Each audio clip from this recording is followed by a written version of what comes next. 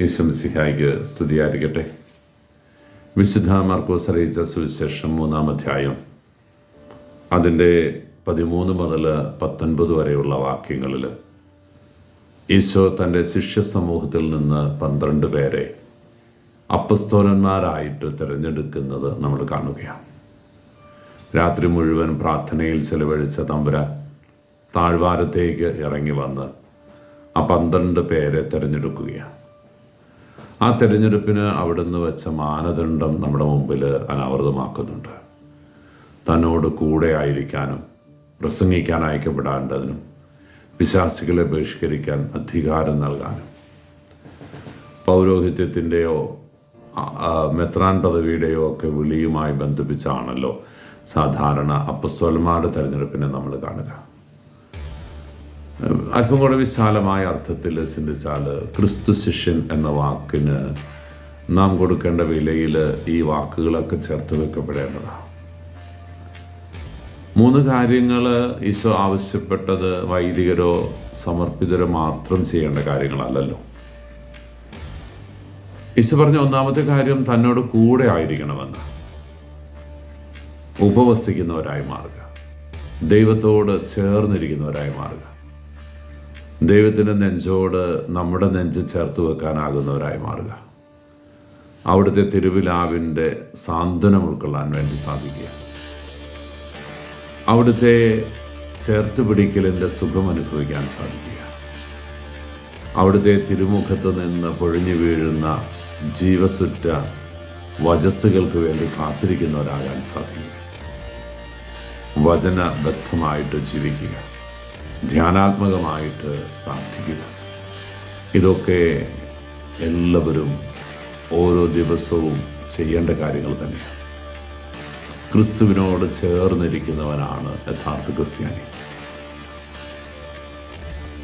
രണ്ടാമതായിട്ട് ഈശോ വിവക്ഷിക്കുന്നത് പ്രസംഗിക്കാൻ അയക്കപ്പെടുക എന്നതാണ്.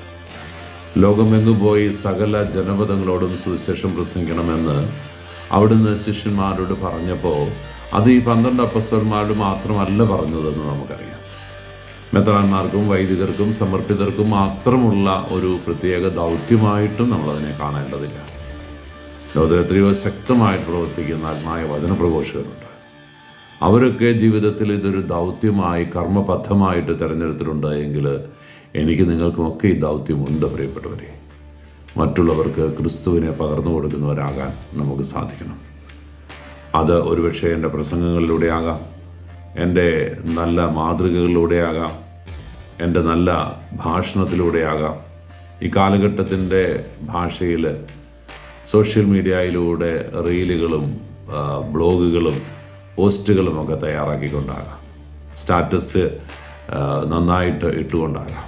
അവിടെയൊക്കെ ദൈവവചനവും ക്രിസ്തുവിനെയും ഒക്കെ ചേർത്ത് പിടിക്കാൻ ഒരു കാലഘട്ടത്തിൽ നമ്മൾ തയ്യാറാകുമ്പോൾ നമ്മളും ക്രിസ്തു ശിഷ്യരാണ്. നമ്മളും സുവിശേഷം പ്രസംഗിക്കുന്നവരും പ്രഘോഷിക്കുന്നവരുമായിട്ട് മാറുക, സദ്വാർത്ത പറയുന്നവരായിട്ട് മാറുക. നല്ല വിശേഷം എന്ന് പറയുമ്പോൾ നല്ല കാര്യങ്ങളെക്കുറിച്ചുള്ള പോസിറ്റീവായിട്ടുള്ള സ്റ്റോക്കുകളൊക്കെ അതിൻ്റെ ഭാഗമാണ്.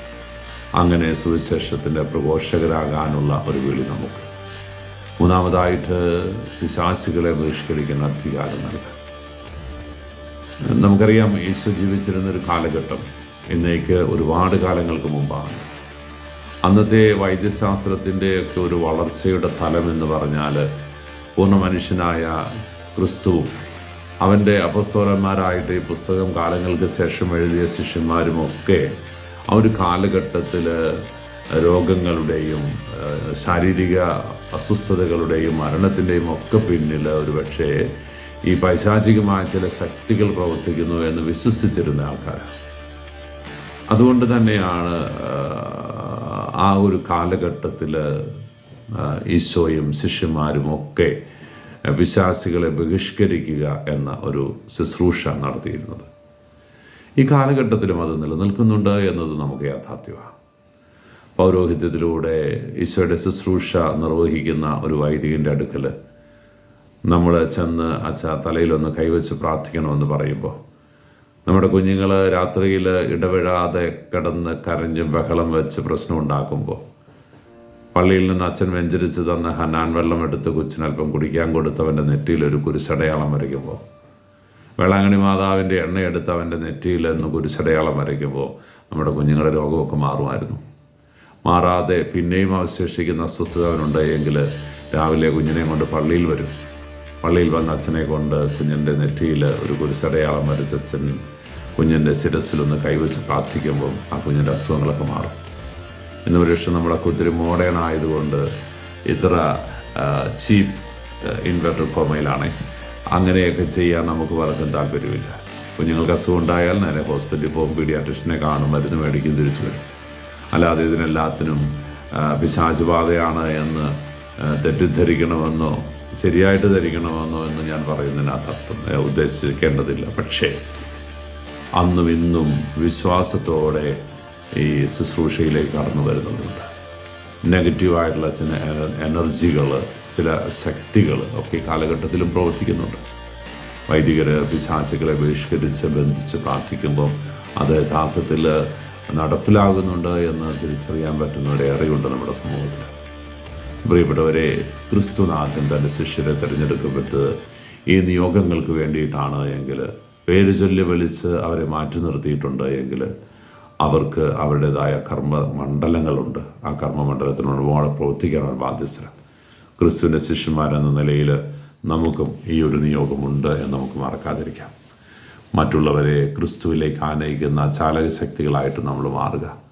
ഈശോയുടെ കൂടെ ഇരുന്ന് അവൻ്റെ തിരുവചസ്സുകൾ, അവൻ്റെ തിരുമുഖത്ത് നിന്ന് ഉതിർന്നു വീഴുന്ന തിരുവചനത്തിൻ്റെ മുത്തുകൾ ശേഖരിക്കാൻ നമുക്ക് നിയോഗമുണ്ട്. ഒപ്പം പിശാചുകളെ ബഹിഷ്കരിക്കാൻ, ദുഷ്ടാത്മാവിനെയും അവൻ്റെ തന്ത്രങ്ങളെയും അവൻ്റെ ക്രൂരതയെയും അവൻ്റെ സൈന്യത്തെയും എല്ലാം എന്നിൽ നിന്ന് ദൂരെ അകറ്റണമേ ഈശോയെ എന്ന് പ്രാർത്ഥിക്കാനാണല്ലോ നമ്മൾ കുരിശടയാളം വരച്ച് പ്രാർത്ഥിക്കുന്നത്. വലിയ കുരിശടയാളമൊക്കെ വരയ്ക്കുമ്പോൾ നമ്മുടെ ശരീരം മുഴുവൻ ക്രിസ്തുവിന് വേണ്ടിയിട്ട് നമ്മൾ സമർപ്പിക്കുകയാണ്, ബന്ധനങ്ങളിൽ നിന്ന് വിടുവിക്കുകയാണ്. ഈ ഒരു ചിന്തയെല്ലാം നമ്മുടെ ഹൃദയത്തോടെ ചേർത്ത് വെച്ചുകൊണ്ട് ഈ ദിവസത്തിന് അനുഗ്രഹത്തിലേക്ക് പ്രവേശിക്കാൻ നമുക്ക് സാധിക്കട്ടെ. ഈശോ നമ്മളെല്ലാവരെയും അനുഗ്രഹിക്കട്ടെ. കർത്താവ് മിശിഹായുടെ കൃപയും പിതാവായ ദൈവത്തിൻ്റെ സ്നേഹവും പരിശുദ്ധാരൂപിയുടെ സഹവാസവും നാം എല്ലാവരും കൂടി ഉണ്ടായിരിക്കട്ടെ, ഇപ്പോഴും എപ്പോഴും എന്നേക്കും. ആമേൻ.